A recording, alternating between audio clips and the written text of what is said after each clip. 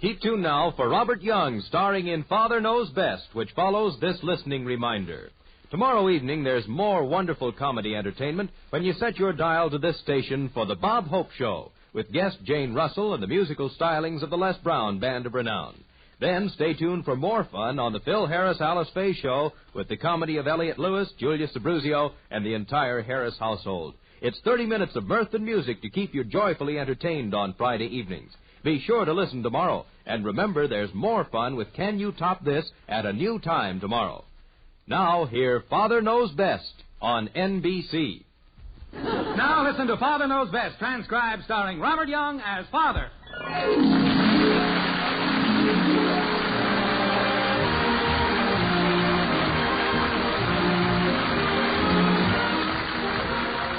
Welcome to Springfield and another half-hour visit with the folks in the White Frame House on Maple Street. Sit back and enjoy life with the Andersons. Kathy, Bud, Betty, Margaret, and Jim, as the head of this typical American household, again sets out to prove that Father knows best.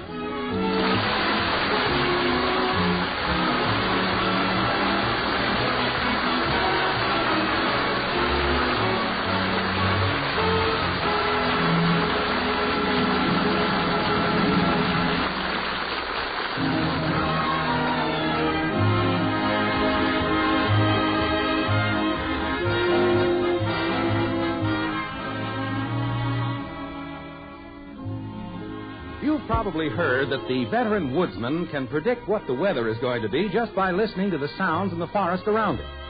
Well, the woodsman may be a smart fellow, but he doesn't have anything on the head of the Anderson family. Jim Anderson can predict the weather in the White Frame House on Maple Street. He can tell in advance whether life is going to be stormy or clear just by listening to the sounds that come from the various rooms of the house. For example, this evening, as Jim settles himself in the den with the paper, he hears sounds like this coming from Betty's room upstairs.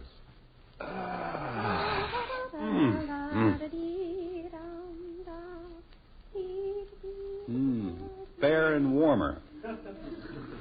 Hi, Dad. You home? No, Bud, I'm up panning gold on the Klondike. What's on your mind? Nothing. I just wondered if I could sit in here with you. Sure, pull up a chair. Hiding from somebody? Women. How come we got so many women in our house? I don't know, Bud. We're just lucky, I guess. Lucky? Ha! Well, just what is the feminine contingent doing that you find so repugnant? You know what repugnant means. Yeah, that means it drives you nuts.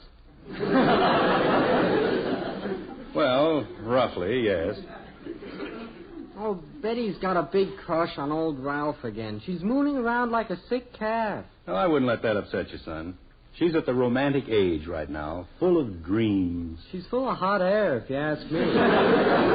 All she talks about is how simply too wonderful Ralph is. Ralph this, Ralph that.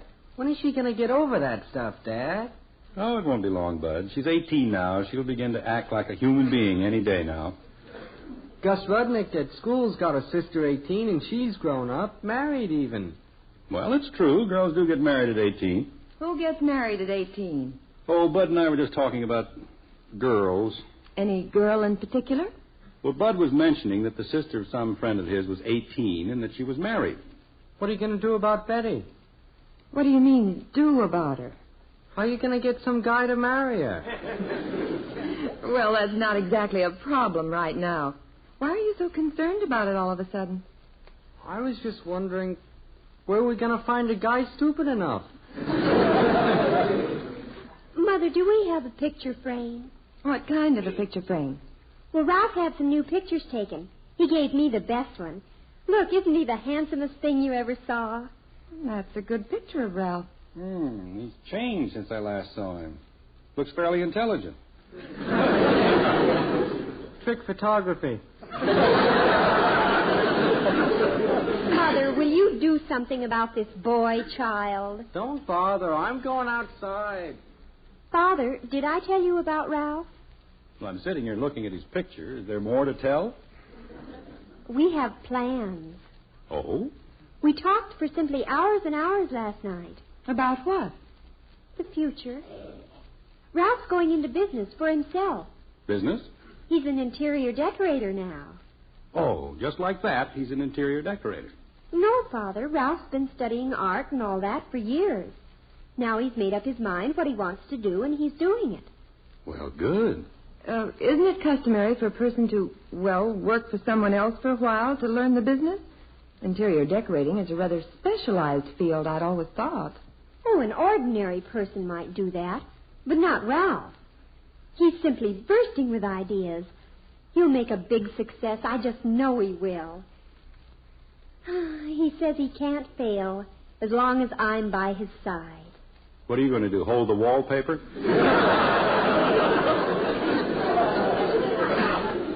Oh, Father, you know what I mean. Well, I just hope Ralph shows a little more common sense in this venture than he has shown in the past. Oh, he's settled down. He's just a different person now. You'll see. I wish I could find a frame for this picture. I want to have it up when he comes over tonight. Why don't you look up in the attic? There might be some picture frames up there. Oh, let me use your pen, Father. Ralph wants this picture of me that you have on your desk. I want to write something on it for him. Now, wait, that's my picture. You gave it to me. Well, I'll give you another one. Now, let's see. What shall I say on it? How about stolen from Jim Anderson? Betty, what's all this sudden flurry of interest in Ralph? It's not a sudden flurry, Mother. We've been going together for almost 5 years. Let me see now. Oh, I know what I'll say. To the man in my life, yours forever. Oh, brother. Steady, dear. Why didn't you put on it something like good luck in your interior decorating business? Oh, Father, don't you know anything about love and romance? Besides, we know we're going to succeed. There's no question about it. I'll look in the attic for that picture frame, Mother. What's this we business? I don't know, dear. Jim, what do you think about Betty and Ralph? Oh, it's nothing, I'm sure. They're just kids. Kids? How old were we when you asked my father if we could get married? We were a lot older than Betty and Ralph, I can tell you that. I was 1 year older than Betty, and you weren't much older than Ralph. Oh, honey, don't be ridiculous. When we were married, we were grown up. I remember. Oh? Certainly. We were a couple of sensible, mature young people. We knew what we were doing. That's not what my father thought. Your father was a very stubborn man. Do you remember what he did the night you first hinted about our getting married? Yeah.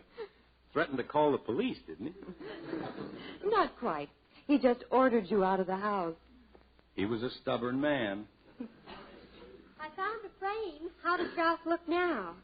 He doesn't look any smarter than he ever did. Father. Well, he doesn't. That's for me. How do you know? Well, it just is. There are other people in this house who get phone calls, you know. Hello? Yes, she's here. I told you it was for me. I'll take it in the breakfast room. Ralph? Betty'll be on in a minute. I swear we need 2 telephone lines into this house. One for Betty and Ralph and one for the common people. Do you remember what my father used to say when you'd phone my house? I was never at your house when I phoned you. He used to yell out, "Margaret, it's old nuisance again." I don't know why your father disliked me. I don't think he disliked you, dear. He just didn't trust you. When I think of the way we had to plot and scheme and connive to make him give his consent to our marriage, it's a wonder we went through with it. You were a stubborn man, dear. Well, after he ordered me out of the house that night, we knew he'd never say yes if I came right out bluntly and asked him if I could marry you. That's when you really put your mind to work.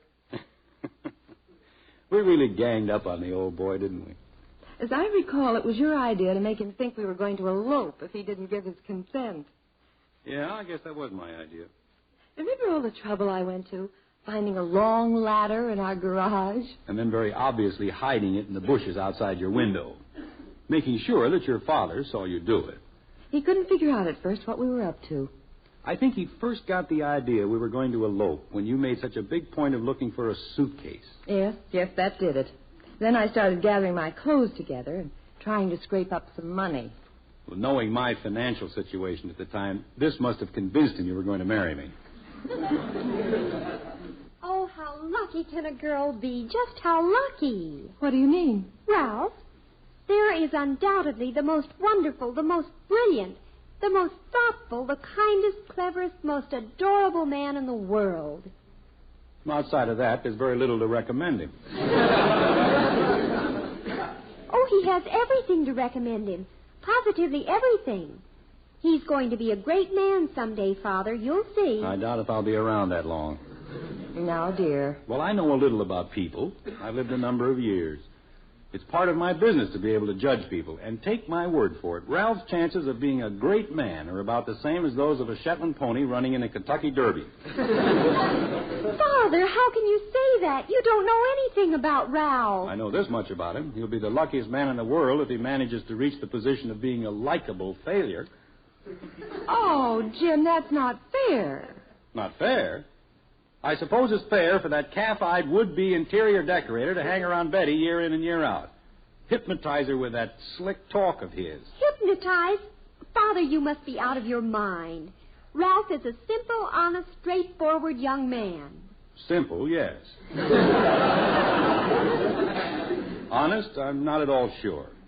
Look at that car he drives. No civilized person would be caught dead in that contraption.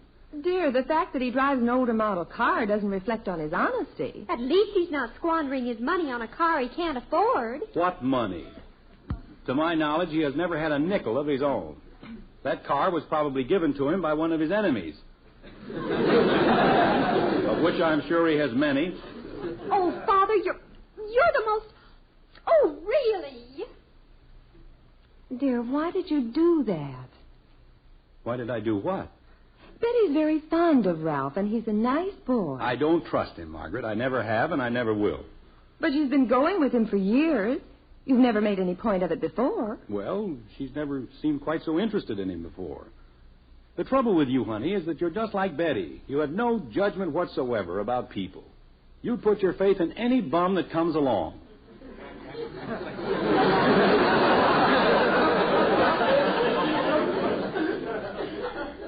I put my faith in you.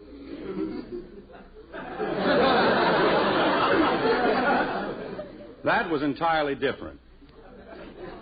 Well, you simply have to face it, dear. Sooner or later, some young man is going to come into our living room and ask you if he can marry Betty. I know, but that's a long way off. I don't mind if it's anybody but Ralph. Father? Yes, Princess? Are you going to be home this evening? I expect to be. Why? Ralph is coming over. What for? He wants to ask you a very important question. Well, I'm not interested in... Oh, my gosh.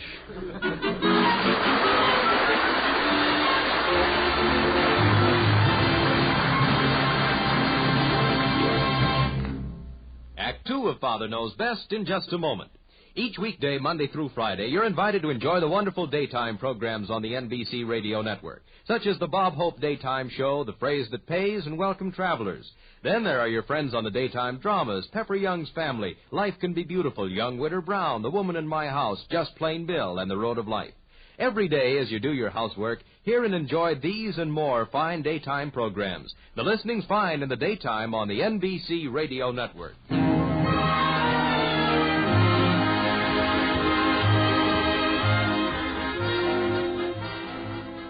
Well, there is no joy in the white frame house on Maple Street this evening. At least there's no joy for the head of the Anderson family.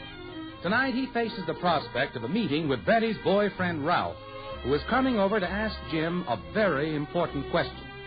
How does Jim feel about Ralph? Just about the way Margaret's father felt about him in their courting days. In Jim's own words, his attitude toward Ralph is something like this. Ralph is a bum. Now, Jimmy's nothing of the kind. Margaret, you're not in favor of letting Betty... she's too young. No, I'm not in favor of it, dear. I think they should wait a while. Here's the paper, Father. Oh, thank you, Princess. If you'll come in the living room and lie down on the couch, I'll rub your head. Now, look, you're not going to soften me up with that head-rubbing routine. Soften you up for what? You know very well what I'm talking about. You're not going to wheedle me into saying yes to Ralph, no matter what you do. Oh, Father, please, at least listen to him. Be fair about it. Oh, I will. I'll be absolutely fair. But there's only one answer. But you will talk to him. The answer to Ralph is going to be no. N-O. Well, you don't even know what he's going to ask you. Oh, yes, I do. How did you find out? Oh, it doesn't exactly take a genius to discover these things. Well, maybe you'll change your mind after he talks to you. Believe me, Princess, there is not one chance in a million. Oh, what a family. Dear, if I may make a suggestion, I don't think you're approaching this in quite the proper fashion. Is there any other way to deal with a boy like Ralph? I'm simply going to tell him as directly as possible that Betty cannot marry him, and that is that. But that's the wrong thing to do.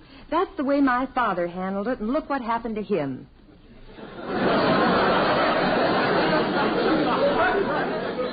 Your father didn't reason. He was just stubborn. And what are you being? I'm being logical. Well, do it your way. But if I know Betty, you're asking for trouble. Hey, Mom, where's the big suitcase? Which big suitcase?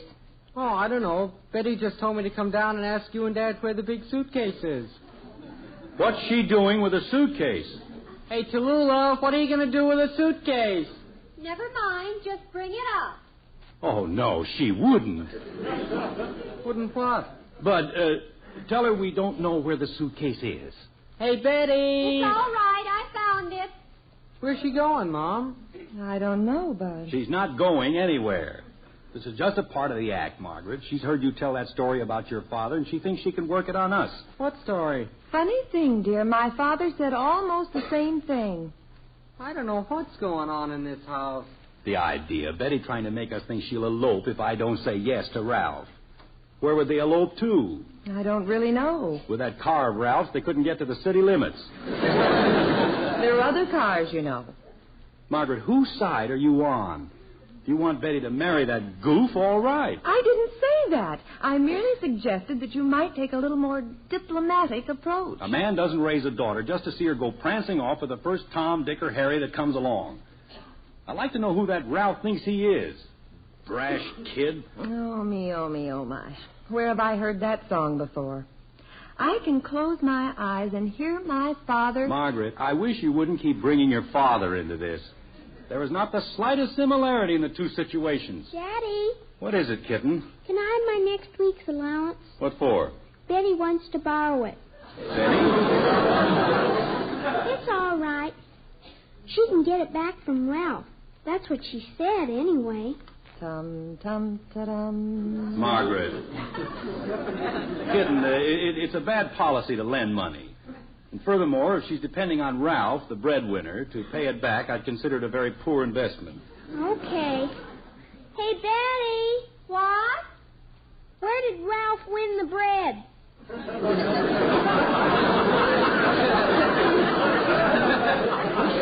I don't know what you're talking about. I can't lend you the money. All right.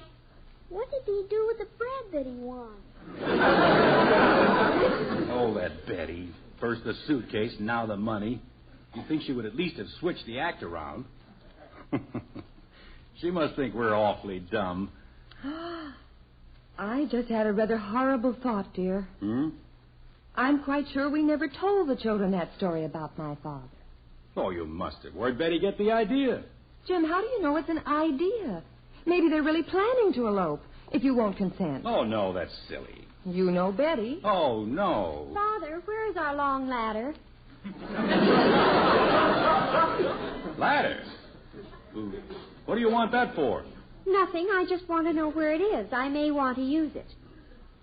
It's in the garage, but... Thank you, Father. Now, what do you suppose is in that girl's mind? You know, my father wondered the same thing. Margaret. I just mentioned it. They wouldn't elope. Of course they wouldn't. They wouldn't dare. Do you think they would? It has been done. Well, confound it, I'm not going to give my consent to that fool Ralph. Why don't you just explain to him? Try to make friends with him. I don't want him for a friend. I'll bet you dollars to donuts he was the one who put Betty up to this idea of the ladder and all. What makes you think so? It's just the sneaky kind of a thing he would do. I wouldn't be surprised if he did. You gave the idea to me. That was different.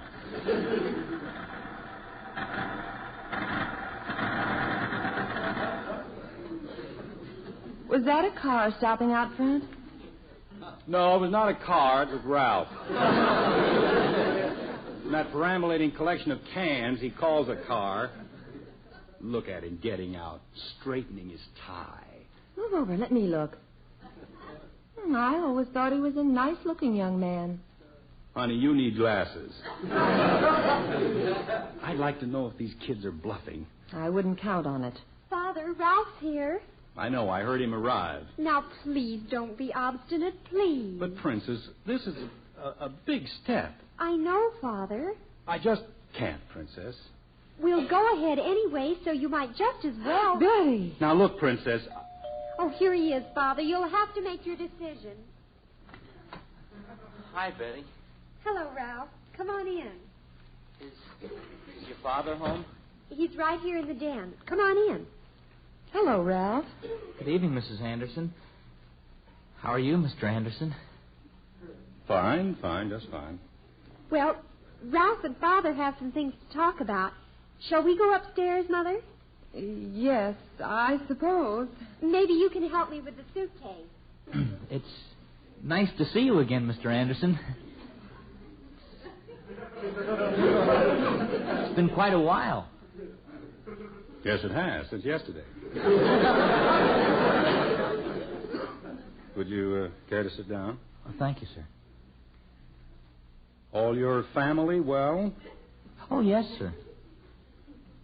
They're all fine. Pretty busy. Yes, everyone's busy these days, I guess. Yeah. Seems like it, all right. Well, how's school? Oh, busy at school, too. Especially now that I'm going into business on the side. Keeps me pretty busy. Interior decorating, I think Betty said. Yes, sir. Big future in it, I think. I've been studying about it. Fellow has to have something with a future these days. Yes, that's true. I have a lot of plans, Mr. Anderson. Betty and I have talked about it a lot lately. Yes. So I understand. Well, fellow has to make up his mind what he's going to do and then do it. Don't you think? Yes. To a certain extent, that is. Well, you can't let other people discourage you once you make up your mind. Betty and I were talking about that last night. Well, it all depends, Ralph. Sometimes parents, well, they know from experience about things. Yeah, but we can't let parents stop us. Well, sometimes older people, parents, are, well, they're afraid to take a chance with young people. Well, Ralph, it isn't that exactly. Mr. Anderson, I know things will work out all right for us. We just have to be given a chance, that's all. But, Ralph, it's... I came over to ask you a big question, Mr. Anderson.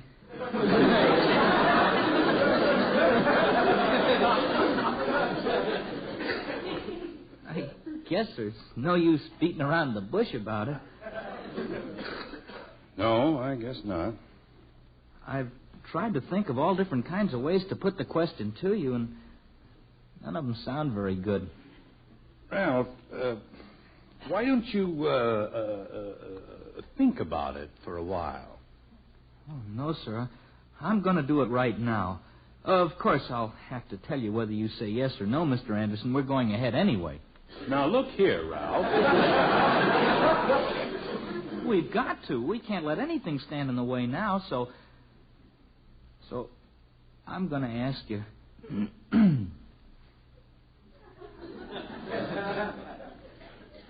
Mr. Anderson. Yes? Will you invest $500 in my interior decorating business?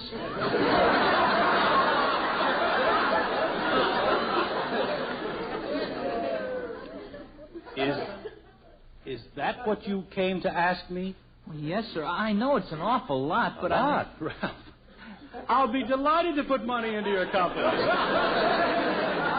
You would? You will? I thought you were going to ask me if... If what? Nothing.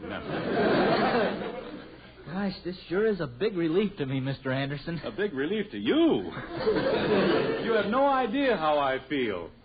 Betty? Well, what's the answer? How about it, Father? He's going to do it. Oh, Father, you're a doll, a doll. $500 will set up our shop, Betty. What do you mean, our shop? Well, that's what you get for the $500. Betty's going to be a partner in the interior decorating business. Well, from the sound of things, I take it there's good news tonight. Margaret, Ralph only wanted $500. I heard all about it upstairs. Well, I sure feel better. Wait a minute, Betty. Explain something. Why were you looking for the suitcase and the ladder? Oh, Ralph and I are going out tomorrow afternoon on our first decorating job. We need the ladder for painting and the suitcase to carry the wallpaper.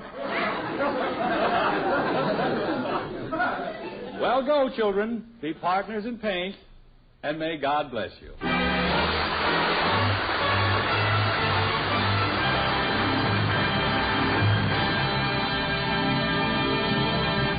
The Andersons will be back in just a moment. Hi, friends. This is Gordon MacRae, your Monday Evening Railroad Hour host.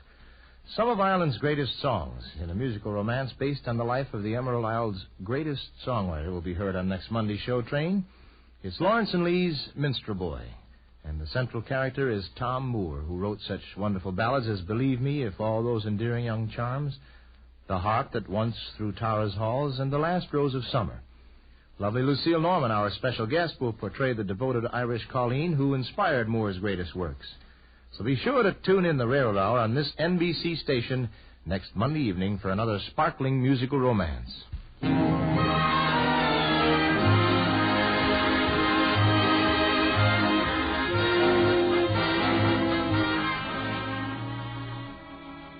Well, I don't know if Jim Anderson will ever completely recover from the rigors of the evening. But at any rate, he and Margaret are now moving through the house, locking doors and turning off lights as they prepare to retire for the night. Did you get the light in the dining room, dear? Yeah, everything's switched off and locked. Let's go to bed. As Bud would say, I'm beat. Just a minute, dear. What are you looking at? There's someone standing on our front doorstep. Shh, Betty and Ralph. They're home early. Don't stand there and watch them. Remember when we stood on the front steps? Yeah. We'd stand there for hours. I was freezing every minute. Well, why didn't you tell me? I didn't want to change the subject. Well, let's go upstairs. You go ahead, honey. I'll be up in a second.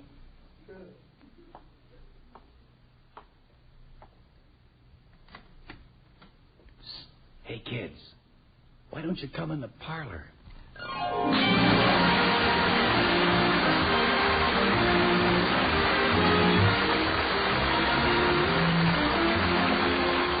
Join us again next week when we'll be back with Father Knows Best, starring Robert Young as Jim Anderson. Father Knows Best is an NBC Radio Network production in cooperation with Cavalier Enterprises. In our cast were Rhoda Williams as Betty, Gene Vanderpyle, Ted Donaldson, Helen Strome, and Gil Stratton, Jr. Father Knows Best is based on characters created by Ed James, written by Paul West and Roswell Rogers, directed by Arthur Jacobson, and transcribed in Hollywood. This is Bill Foreman speaking. Tonight, play Truth or Consequences with Ralph Edwards on the NBC Radio Network.